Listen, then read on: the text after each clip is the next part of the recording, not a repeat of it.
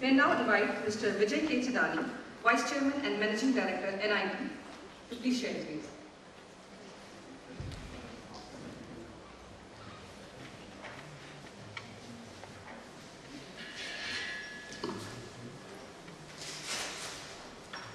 Good morning. My colleagues on the dais, Dr. Ashish Shah, thank you very much for inviting me here. It's indeed always a pleasure to come back to my alma mater. It's in lieu of all the classes that I missed when I was studying here, but it's a great pleasure to be here.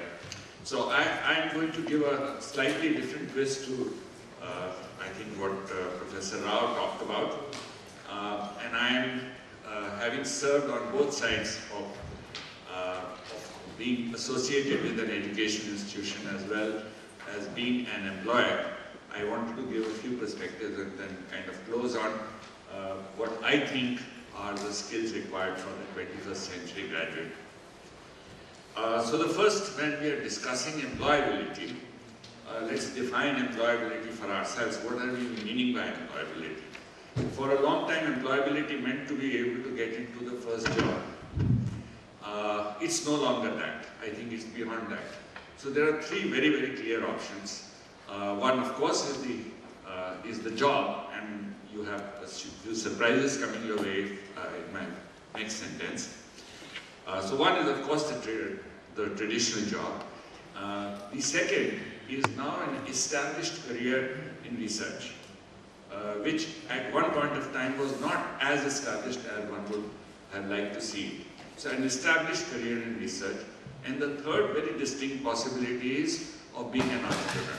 So all these three things are equal to employability, and there can be a fourth one, which is basically chilling out, which I'm not going to add right now. But by the way, many of the youngsters are preferring to do that and explore the world. But right now, let me live with these three. The second thing which I want to say in employability is that the context is not India, the context is global. You've heard enough about our demographic dividend, but Indians are destined to be a part of the global economy.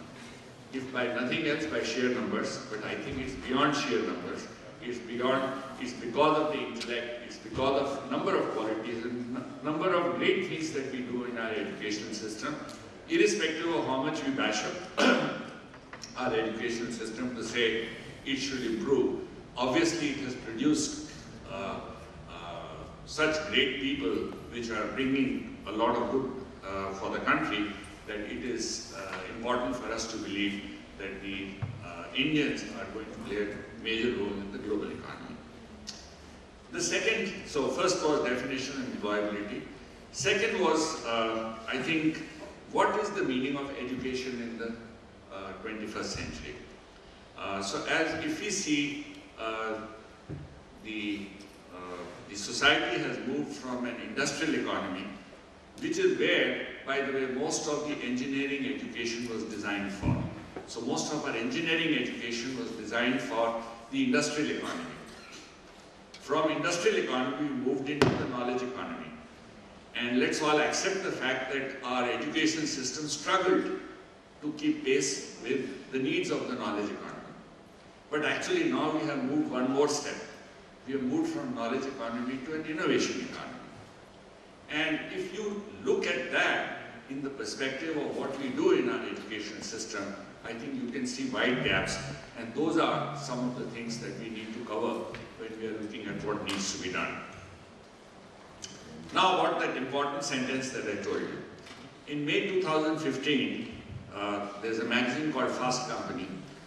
They came up with an article, and it's available on the internet, saying that the jobs that exist today will not exist in 5 years from now. So imagine that you are getting into a college today, you're getting into an IIT today. 5 years from now, the job that you have been preparing yourself for will not exist, will just not exist. And that's because of rapid proliferation of technology, because technology is changing just about everything that we did. And what we could not believe was the automation of the industry that we are very proud of, for example, the IT industry. Automation is changing the whole profile of those jobs. And therefore, what we are preparing students for is an unknown. And an unknown that they will have to cope with. Therefore, preparing students for any definitive set of skills which will lead to a definitive job role is something which we need to think beyond. The fourth thing I want to talk about is that A, jobs of future, we do not know what those jobs will be. They will require a different set of skills, they will require a different set of knowledge, they will require a different sets of attitude. And all these combinations is what we are preparing ourselves for. This is like going on a journey where you don't know whether you will get water, whether you will get food. I mean, it's like going into the space. So how do you prepare yourself for space journey? Yet you cannot load yourself with lots of things. And therefore, how are you going to manage that? Is the predicament which every youth will have or at least those of us who can be aware of the fact that youth will have, can prepare our youth for. The next issue is, if we are going to prepare people for startups, then it's not only jobs of tomorrow, but now we have to discuss about Steve Jobs of tomorrow. What kind of inventors and innovators will we require for us to create new knowledge? We are good at processing existing knowledge and creating a more efficient and optimized application that we have demonstrated many times. But how good we are at creating new knowledge and new innovative solutions are questions on the table, which can fulfill the needs of future and yet be solidly grounded in today's realities. So what are some of those? So one, and given the shortage of time, I would just like to talk about the model of an institution. And obviously I'm picking up from an institution that I'm very closely associated with, and I believe that it has at least most of the right ingredients. So the very first thing is, the education will have to be very strongly linked with industry and society. Today, industry, society, and education are islands by themselves with an occasional ferry service between the two. At placement time, industry lands up at the educational institution's doorstep, once in a while for a few seminars like this, but not as a continuum. Society lands up at the time of admission, or society lands up at the time of a few cultural events, but not continuously as well. So industry linkage will have to be a starting point of that, which means the whole design has to come from the future needs of the industry. And I'm so happy that we are actually on this panel. Industry and academia are sitting on the same table, which by the way is a rarity, irrespective of what we may like to believe. The second thing which I have to say is that instead of knowing how to do a job well, we have to say how to find new knowledge, how to find solutions to problems which have been ailing us for a while. And that I call as research driven, which means the whole mindset has to be about asking questions, in contrast to getting answers. So if the whole attitude of industry attitude of education is to develop an ability in students to be able to ask the right questions, I think we would benefit a lot more in invoking their curiosity and imagination. While we are very proud of our education system, I must say that in our school system, there's actual research done, a 4-year-old asks 12 questions every hour. That's how curious he is.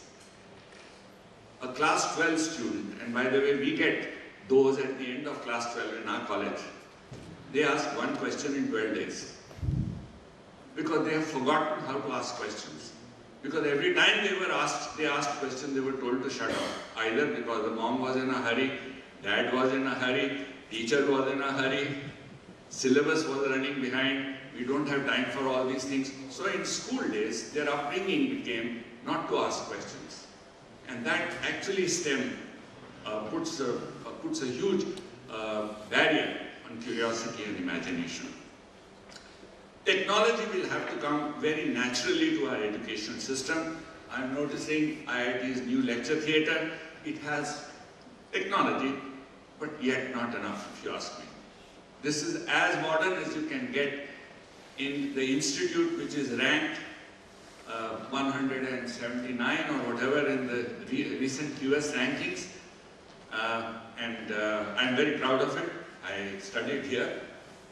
But I think it's using technology, but not yet enough. There is much more that we could do with technology, and I'm sure there are plans to implement that. But technology has to become the backbone, not only because we are a large country and we will never be able to build the number of universities and colleges, and technology is a force multiplier, but more important than that, technology is the only way by which we will be able to put measurement mechanisms in our education, to do analytics around our education, to make our education more efficient, to get and learn from our education to be able to design education for tomorrow. So technology based. And last but not the least, seamlessness with society. Today, as I mentioned, we are islands, but those islands not only get felt at the student level, but those islands get felt even as an engineering university such as IIT, where very often many of us who come for placement interviews find that we are actually interviewing robots in contrast to human beings, because they are so unidimensional and their upbringing has become so unidimensional that knowledge of humanities and social sciences is missing. This is a very important need, because in the industrial economy, man was trying to understand the machine. In the innovation economy, we have to design machines which will understand human beings. So if the key capability is for us to understand human beings, how are we going to be able to design machines which will understand human beings if we ourselves don't understand human beings? So seamlessness with society, seamlessness with problems of next door.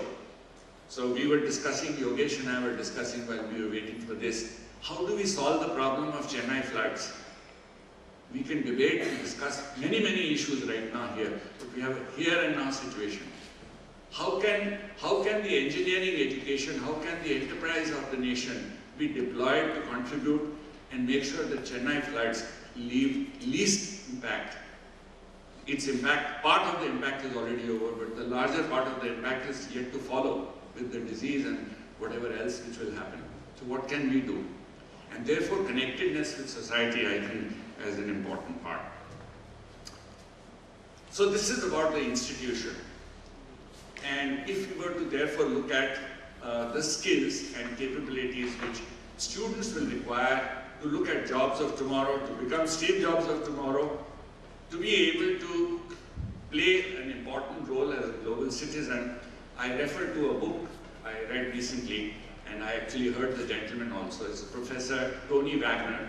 He's a professor at Harvard, and he's done some great research on what are the skills required in 21st century from students. And he refers to 7 of them, to which I added 1. One of them is critical thinking and problem solving. I think Professor Rao also referred to the fact as to how design and new knowledge and new solutions have to become a part of our educational system. The second is collaboration. And collaboration, I think, is a very important ability. Collaboration does not come naturally to us. Our educational system systematically actually prevents us from becoming collaborative, because the education system says you have to rise from within and be the best. And the only way to be the best is to kill all others who are along with you. So it's the winner takes all attitude. How do we become collaborative? I think it's an important ability, because future will have to be solved by not one brain, but a network of brains. I believe one more element of that is the word debate. We are very fond of debate. And we are very proud of the fact that we are argumentative Indians. Nothing wrong with it. But as long as we also have dialogue. Because a debate is a zero-sum game. You win or you lose. And it doesn't matter what you are defending, but your aim seems to be to make the other person lose. On the other hand, if you are in dialogue, you can use the other person's brain to actually create a superior solution to what even you had. And therefore, both sides win. The 9 o'clock, 9:30, 11 o'clock TV shows have made us even further and more important and more intense debaters. Can we also become more important in dialogue? Agility and adaptability is the third skill which he talks about. As a nation, as a society, we are not agile.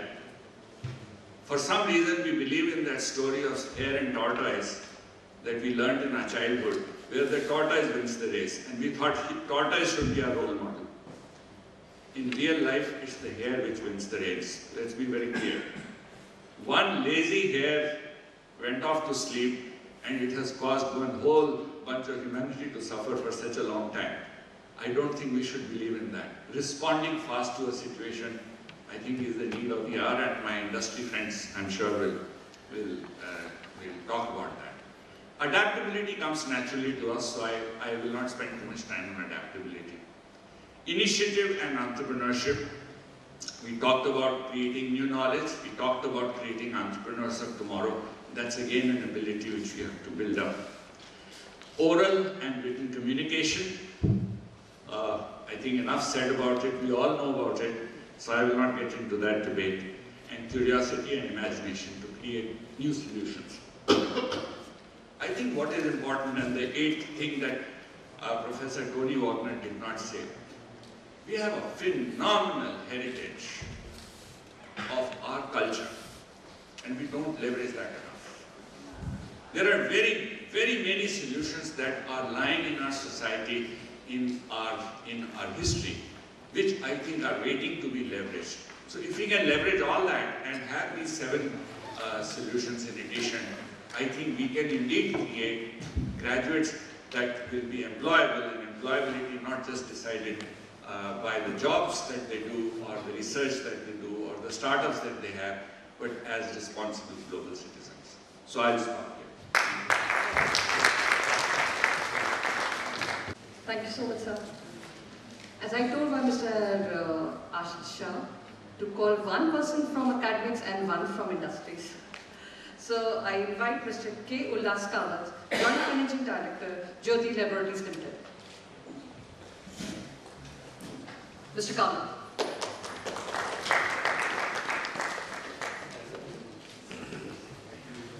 Yeah, industry, lesser the better.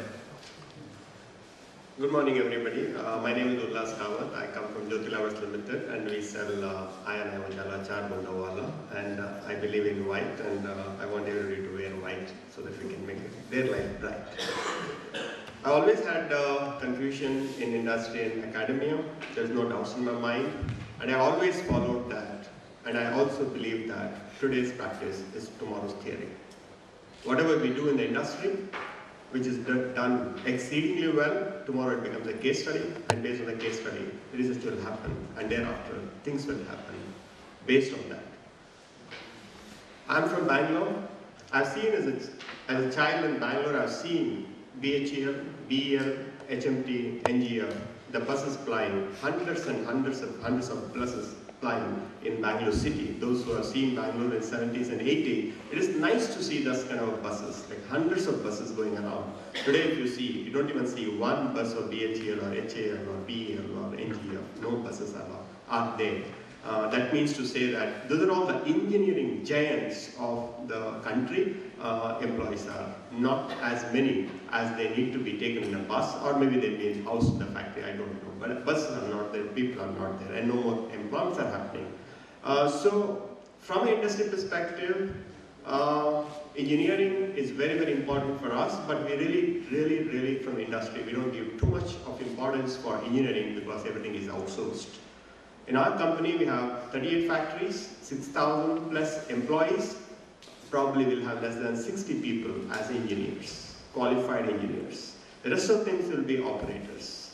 And ours seen as one of the efficient company in FMCG business, We fight with the giants of Hindustan Unilever, we fight with Procter & Gamble, and we fight with Reckitt Benckiser, and we have become from 5,000 rupees investment in 1984, we have become today 5,500 crore market cap. From 40,000 rupees sales per annum, we have become now 2,000 crore sales per annum.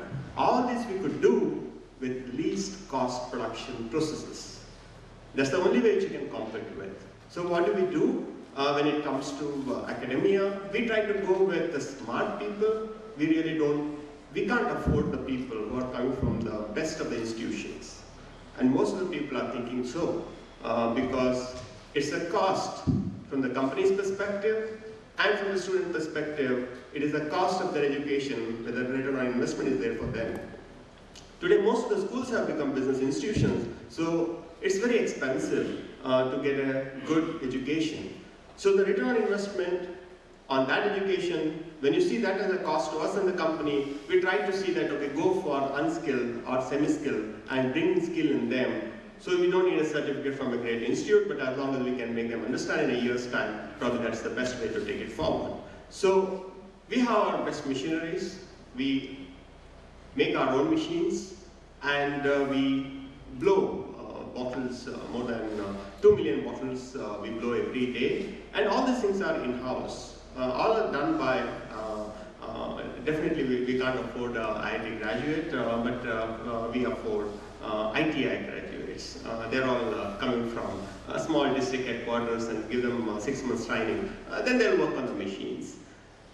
So my confusion is that whether academia has to follow industry or industry has to follow academia. The space in which industry is growing, academia is very difficult to catch up for them, because every year you cannot change the subjects, every year you cannot change the syllabus, every year, even if you change the syllabus, you can't change the teachers.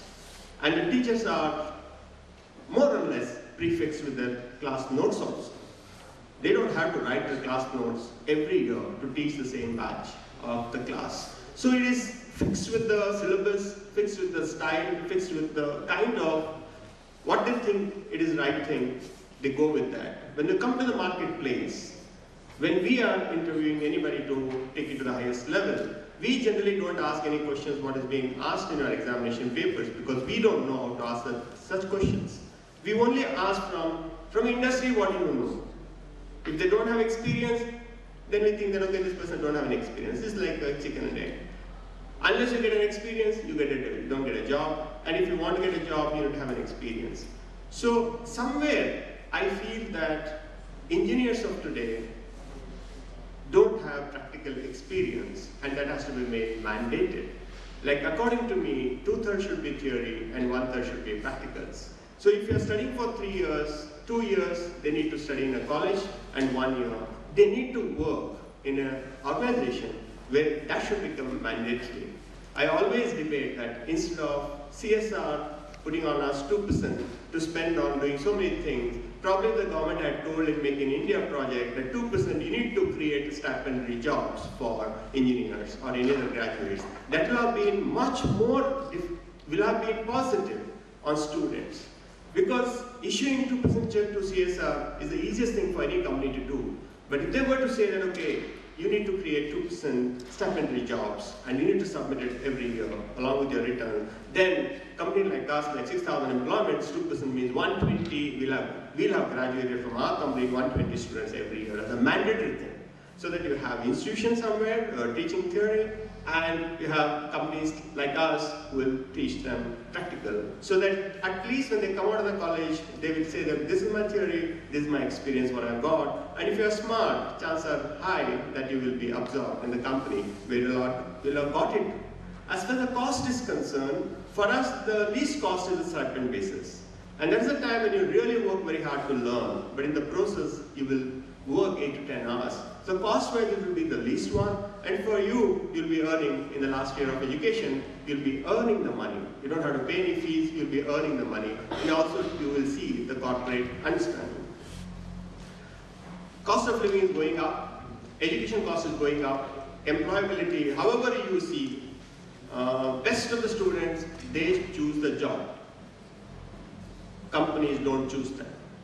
they choose the company best of the students, but that's probably the top 2% of the students. The remaining 98%, it is really, really difficult because technology is taking over. In most of the places, technology is taking over most of the jobs, I would say. In our company, some of the machines we only operate. We don't know anything about that machine. The machine is on a lease basis. It is completely managed, maintained, and most of the maintenance is online. The person who supplied from either from Germany or from China, we have not even seen his face. It is maintained online. And they will tell you what to touch, what not to touch. Even the operator also is not required because you need to. Today's texting is more difficult than running a CNC machine today in this country. That's the way how the people operate because everything is online. So technology, the digitization, demand and supply rule, and the kind of competition in which we are, where we need to change the bottles, say in 3 weeks' time, if you have to compare, we need to change our bottle. I don't think that in India we have any capability of changing the die in 10 days' time, 12 days' time. A good tool room designing center will take 6 months' time to show you the first prototype. But today, in China, all you need is send your design, you get the die shipped to your place in less than 16 days. 16 days you can fix that in the machine. That's the kind, and the cost-wise is 1/4. So, as the speaker said that we are in the world economy, we are in the global market, and wherever it's cheaper, faster, different, we go for that. And government thinking is probably Make in India will be a fantastic success, but there's a lot of things to go with that. It's easier said than done because the people who make in India, it should be comparable to the world. And we are all bound by our top line, we are all bound by our bottom line, we are all bound by our stakeholders. So Government of India's initiative, all of us we welcome and we try to do that because we believe in Make in India can be a grand success. But today, if I had to get a license to import an item or to make it an item in India, the license takes anywhere between 1 year to 3 years. It might say on their website, 30th day you will get it. 30th day you will not get most of the things. You only get a reply that will get back to you. And that's not a reply, what we look at it. So there's a lot to do with Make in India. And I personally feel that today's kids are smarter than us. Today's kids are more aggressive, more ambitious, and that's required. And the bridge what we need to do from industry perspective is probably industry's research and development, R&D, should be outsourced to education institutions. And in education institutions, the training from the practical point of view, that should be outsourced to the industry. So that if the institutions limit themselves to the theory, and they outsource the practical aspect, not 2 months training program or 1 month training program, but rigorous 1/3 of the total time they are able to outsource it to a reputed industry as a compulsory item, probably the theory, practice, employability, probably the gap can be, we can bridge a little bit. And going forward, I'm very, very positive that the institution and industry, if they're working hand in hand, along with the government, some kind of a structure, then probably the employer will be much, much better than what we are today. And thank you very much. If anything, I'll take the questions. Thank you so much, sir. I request Dr. Ashish Shah to please formally welcome Professor Kshitij Gupta, Director, IIT.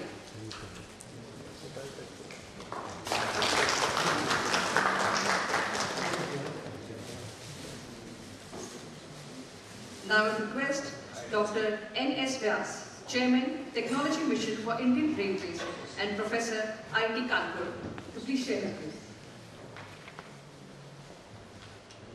Dr. Vyas.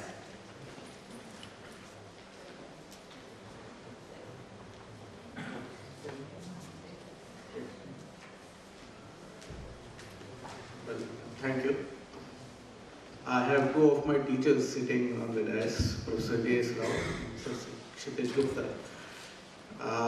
In presence of my teachers, I always say that it is very difficult for me to say anything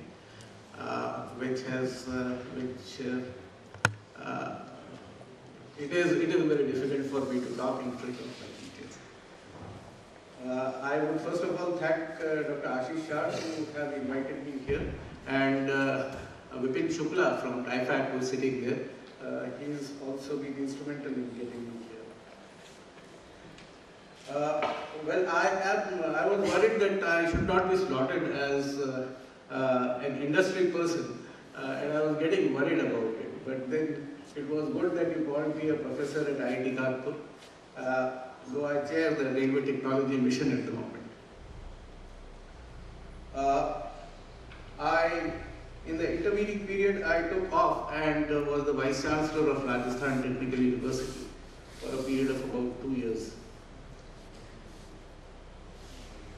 And having been to the Rajasthan Technical University, I have seen the other side of the spectrum also to some extent, where I realized that the problems in IIT are different than the problems that you would have in an industry in Bangalore. The perspective would be different. And the perspective would be entirely different for a student in a place like Jhalawad or Bara or some tribal area in the district of Udaipur. I also realized that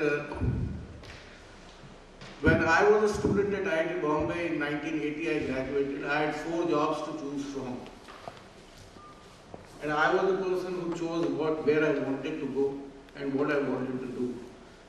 The situation in a state engineering college today is that the employability in campus interviews is less than 10%.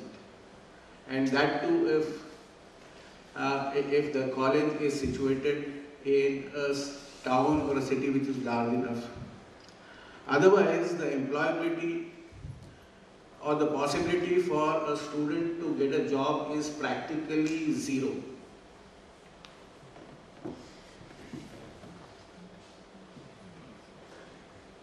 We should understand that 94% of the engineering graduates today come from the state engineering colleges in the country.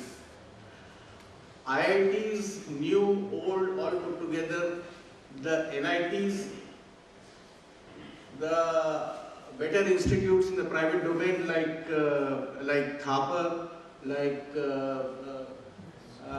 PSG, BITS, do not cater to more than 25,000 students in the country. The number of students who write the joint entrance examination and other examinations, entrance examinations in the country today numbers around 13 to 15 lakhs. And as a country, we are not able to cater to the needs of more than 25,000 students. We are not able to provide quality technical education to more than 25,000 students in the country per year, and we are a country of 120 crores. What a shame it is.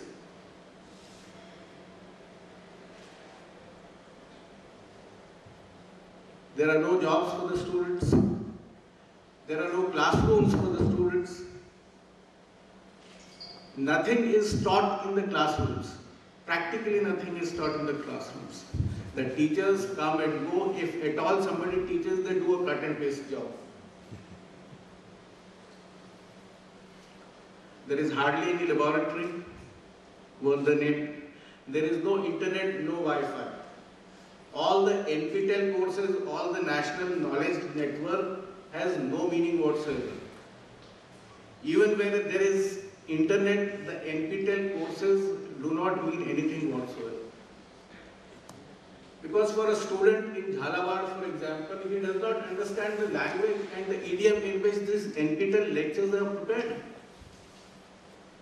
The NPTEL lectures are prepared by top-notch IIT professors, top-notch IISc professors, delivered by, and they are addressing the IIT crowd. They are addressing not the general IIT crowd, but a good IIT student who is amongst the top 100 or top 500 in the JEE. So one message that I would like to convey to the AICTE, to the decision makers today, that recast the NPTEL program. This NPTEL program is not even meant for the teachers of these state engineering colleges. They would not understand anything whatsoever. I was recently examining a thesis from the top institute of the country, Indian Institute of Science, Bangalore, and the Center for Nanosciences. And I found that this thesis, which was talking about the design of a gyroscope and the design of an accelerometer, drawing lessons from the nature and trying to analyze the dynamics of a fly so that it can be incorporated within a microsystem, had written all the dynamics equations incorrectly. The Cartesian coordinate system, right-hand Cartesian coordinate system, was not written properly. The rotation directions were wrong. The equations were incorrect even in the Indian Institute of Science. The brutal fact is that we are not teaching properly, we are not learning properly. We are talking superficial things. We assume that Mera Bharat Mahan. But we are not competent at all. I chair this railway technology mission. We don't have a solution for fog. For vision in fog for the last 20 years that we have been trying for. Why? Because there is one spectrum, one end of the spectrum where we have these state engineering colleges and private engineering colleges which have nothing to do with teaching and academics. Absolutely nothing. The other end we have the IITs and the IISCs where we are not looking at problems which are relevant to the country. We are talking about ranks and positions in the university ranking system. Let us for a few years stop worrying about what a rank is and let us start connecting with the needs of the country. We are in the railways today talking about high speeds which will take us to not to 350 kilometers an hour, which is what Japan or China is running its train at. We are talking of 200 kilometers an hour. We have recently, the government has sanctioned a corridor, a high-speed corridor between Ahmedabad and Mumbai, where the funding is coming from the World Bank, where the technology is coming from Japan. This would be at a speed of 350 kilometers an hour. The gestation period for this is 7 years. We don't have any problems with import of technology. You cannot do everything in the country. We have to get technology from the country. But do we have a plan in the country that what are we going to do for the next 7 years to catch up with the technology that we have imported so that after the 7 years are over, we don't have to import the same technology again? Do we have any plans in place? We don't. Our wheels in the trains are the largest in the world. Our wheel size is 1 meter in diameter. The rest of the world it is 70 centimeters in diameter. The rest of the world is carrying 35 tons of load per axle. We are still stuck at 20 tons of load on our axle. We are not designing our bogies. We are not designing our coaches. This is what Professor Rao has been talking about. In engineering also, we are doing pen and pencil work most of the time. We need to graduate beyond that. We need to set up centers where we can Just imagine a day where you can model and simulate the whole train on the computer, on the screen of the computer before actually running it. You can calculate the life of the bogie, whether it is made of aluminium or composites, as an advancement from today's very heavy steel. You can do the entire calculation and simulation before actually making the prototype on the computer screen itself. This is what we have to do, and this is what Professor Rao is talking about. We need to understand this need. We need to prepare our graduates, we have to prepare our teachers to take up jobs like this. Let us not worry about the ranking. The ranking will come automatically to IITs once we start solving these problems.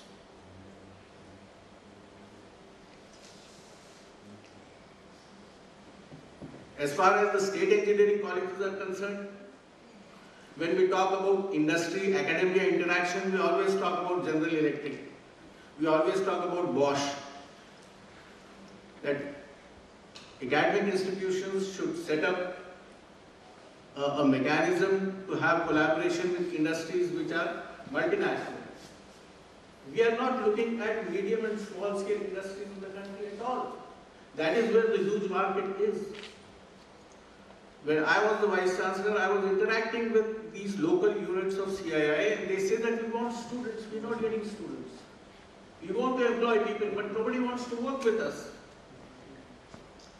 The students are all looking for jobs in PCS. Not to work in an industry in Kota, not to work in an industry in Ajmer. They don't understand the problems of the MSMEs at all. We are not looking at MSMEs at all. China developed because it supported its MSMEs. Most of the jobs were created by MSMEs. Fabrication, manufacturing is done by MSMEs. Not even medium scale, small scale. Every house in Taiwan and China is a fabrication unit these days. So who's going to do that? We are not utilizing the vast resource of educators that are available with us through these, what is that, Engineers India? No, Institution of Engineers. I did an experiment in Jaipur. I made an announcement in one of these institutions of engineers. They wanted to get associated with the teaching and curriculum development program in Rajasthan. And I made an announcement that how many of you are interested. In a crowd of about 200 retired people, about 60 to 70 of them raised their hand that we would like to go and teach in a college, engineering college, and contribute whatever we can. This was in response of the 15th August call of Narendra Modi ji that each one teach one. So what we did was that, and this is the vast source of expertise available with us. They are mostly from public sector organizations who are retired from Vidyut boards, from BHEL. We mapped the location of each and every of these 60 persons. Where are they located in Jaipur? And found out the nearest private engineering college close to their location, and associated one person with one private engineering college, and told him and requested him, and it was all without remuneration. Not a single paisa was spent here. They were willing to teach, and we provided a platform that you go and teach in a structured manner. Don't just go and give inspirational talks. Giving an inspirational talk is the easiest thing to do. Don't give an inspirational talk, get associated with a formal course and spare your Saturday and Sunday 2 hours or 3 hours per week and go and teach a formal course there. And this is happening in India. Similarly, we requested the Confederation of Indian Industries, the local unit of Jaipur, to see if they can sponsor undergraduate projects. They said, 10 projects to hum hi de denge, one single person said.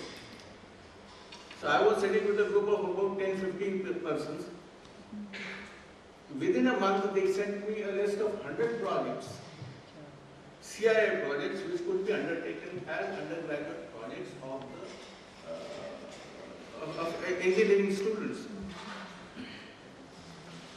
The point I am trying to make is that let us not always look outward.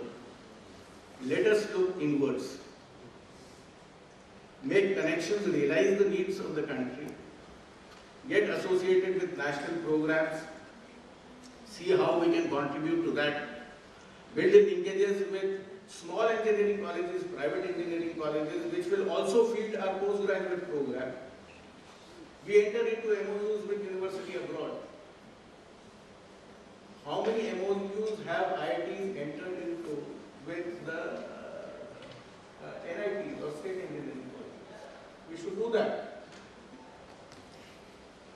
Each major project that an IIT is associated with, we should try and associate 2 or 3 other colleges which are not up to our standard, but hold their hand and walk along with them, make them walk along with us. Only then we are going to improve the quality of technical education in our country. Let us look at our needs. Employability, ranking, etc. will all come as a consequence. Thank you very much. To take up jobs like this, let us not worry about the ranking. The ranking will come automatically to IITs once we start solving these problems.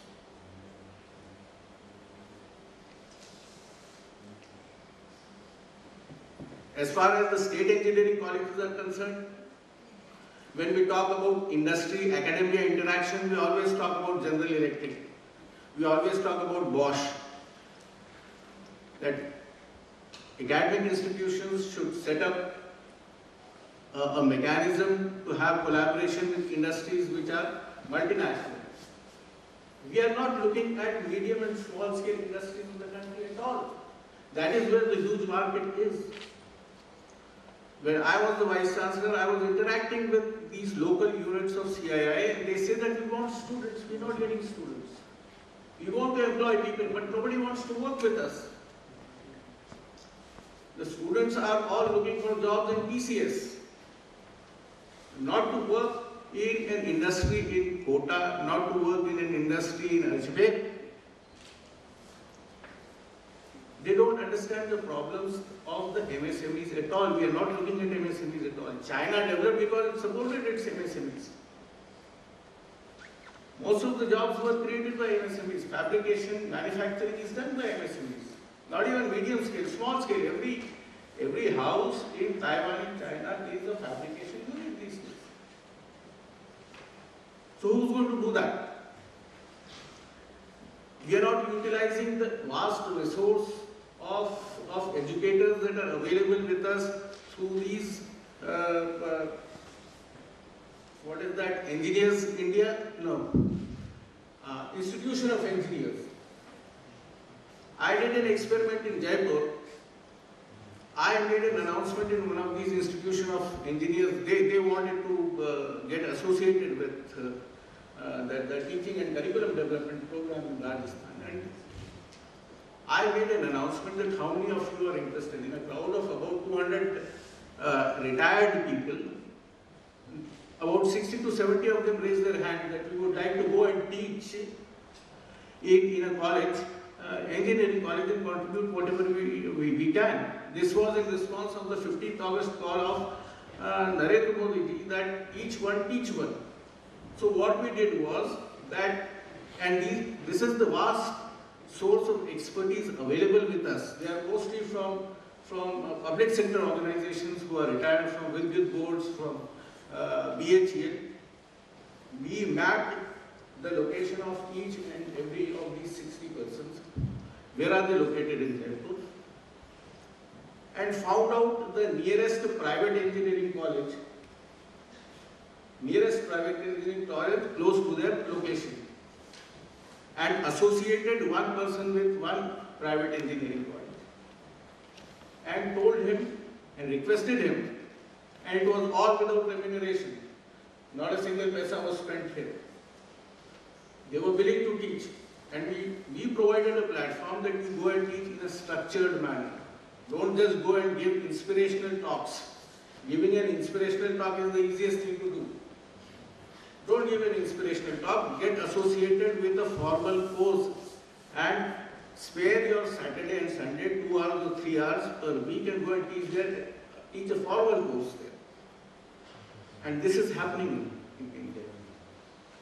Similarly, we requested the Confederation of Indian Industries, the local unit of Jaipur, to see if they can sponsor undergraduate projects. They said, 10 project to hum hi de denge, one single person said. So I was sitting with a group of about 10-15 persons. Within a month, they sent me a list of 100 projects, CIA projects, which could be undertaken as undergraduate projects of engineering students. The point I am trying to make is that let us not always look outward. Let us look inwards. Make connections, realize the needs of the country, get associated with national programs, see how we can contribute to that, build linkages with small engineering colleges, private engineering colleges, which will also feed our postgraduate program. We enter into MOUs with university abroad. How many MOUs have IITs entered into with the NITs or state engineering colleges? We should do that. Each major project that an IIT is associated with, we should try and associate 2 or 3 other colleges which are not up to our standard, but hold their hand and walk along with them, make them walk along with us. Only then we are going to improve the quality of technical education in our country. Let us look at our needs. Employability, ranking, etc. will all come as a consequence. Thank you very much.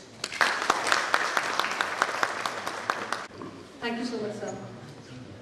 AICT would like to prepare a short report on today's program, that is Industry, Academia, Conclave. So all participants are requested to kindly submit their report or PPT or send it through mail to AICT. We'll give you the email. Now I would like to request Professor P. Gopalan, Vice Chancellor, Thapar University, to share his views. Professor.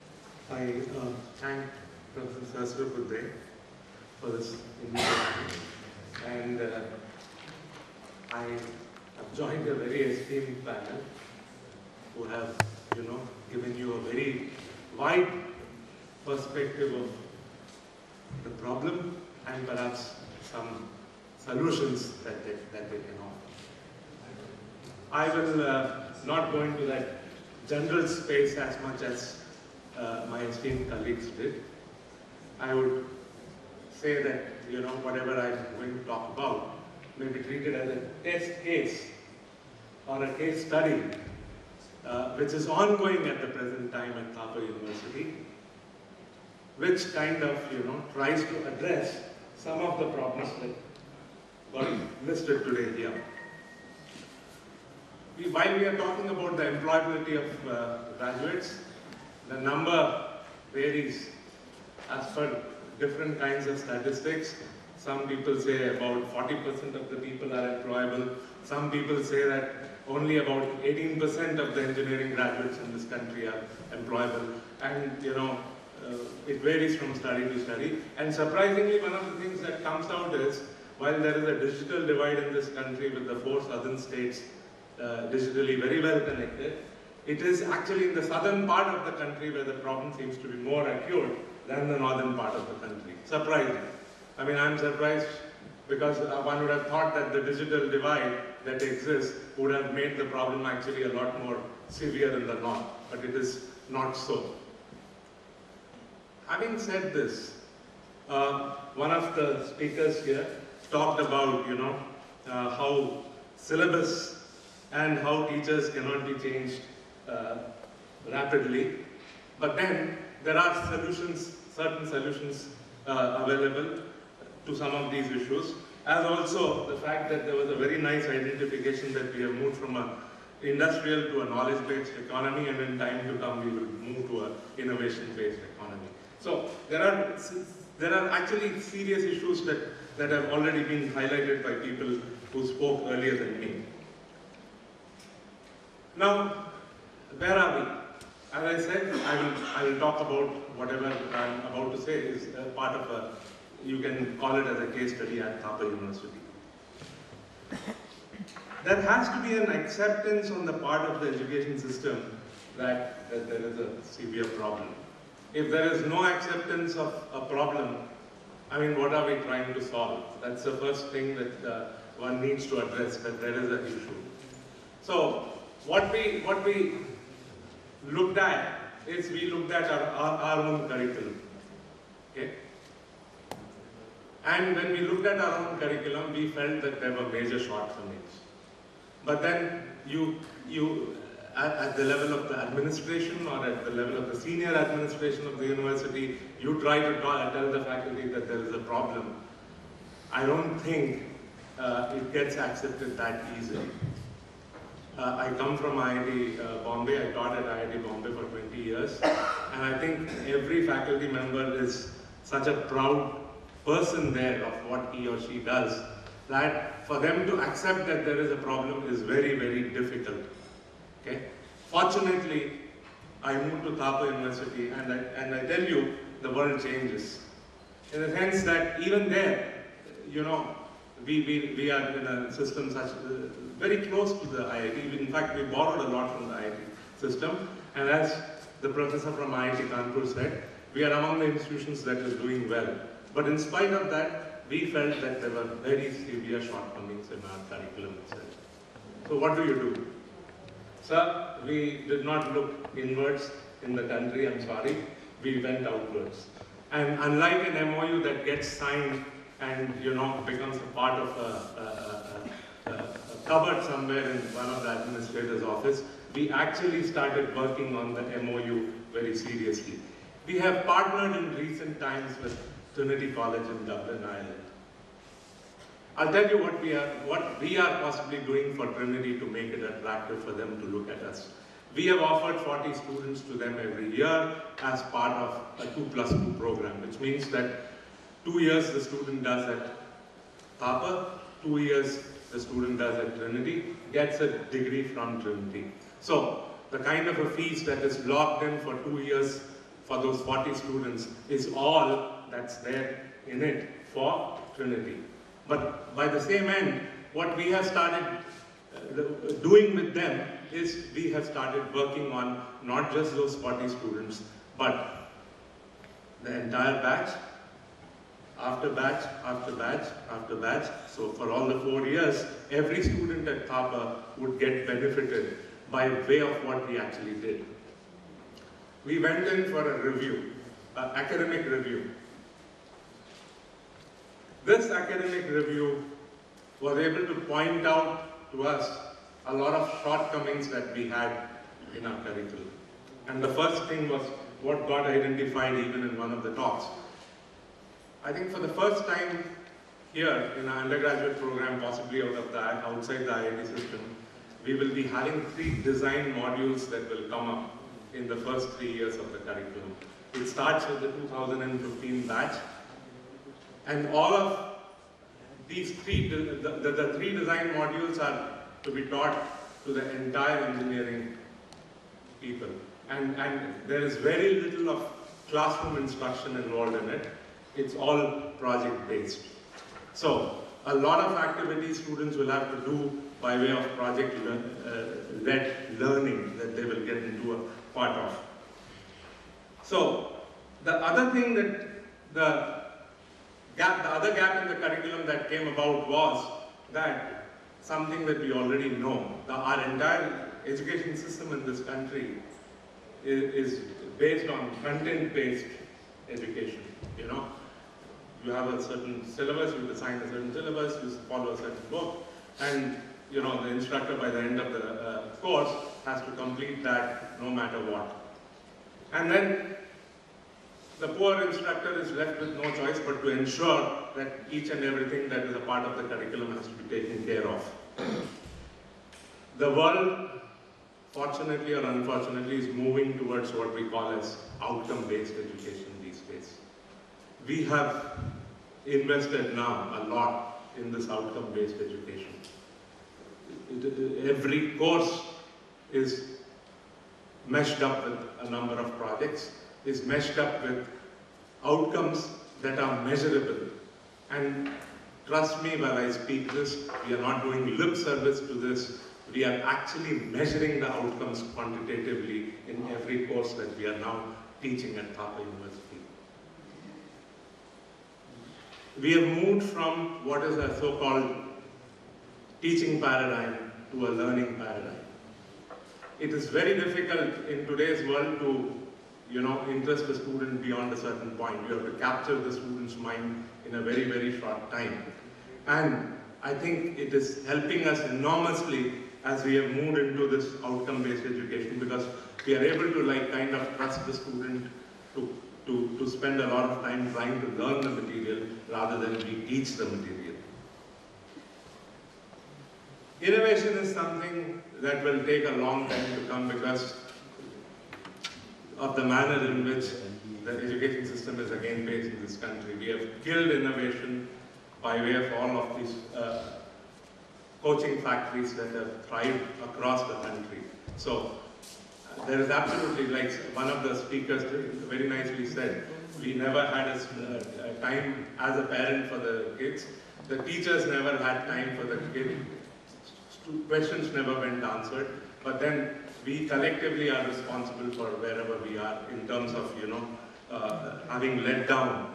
And therefore, if innovation has to start, it will have to start in the schoolroom space where we will be, where we may be able to allow one day a student to think independently.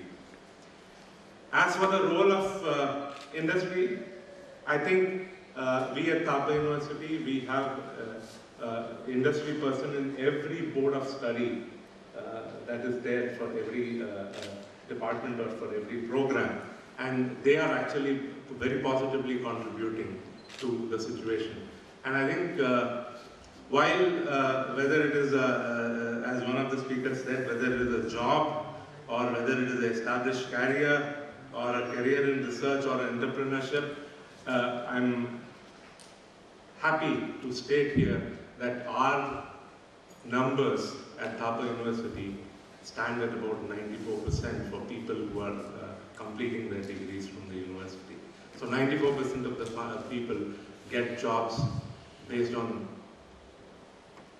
campus interviews. And as again one of the gentlemen talked here about, the amount of time students should be spending in industry. Sir, it's not a third of the time, but at least one semester at Thapa University you have to spend in industry as part of a practice school. I think we are not alone in this. There are other people who do this in the country, and whoever is doing this in this country is finding this to be a very good link that one is able to establish with industry and to forge the kind of partnerships that one is talking about as part of this conclave today. So on that note, I would like to thank each one of you for having listened patiently to this, and once again, thanks to the organizers.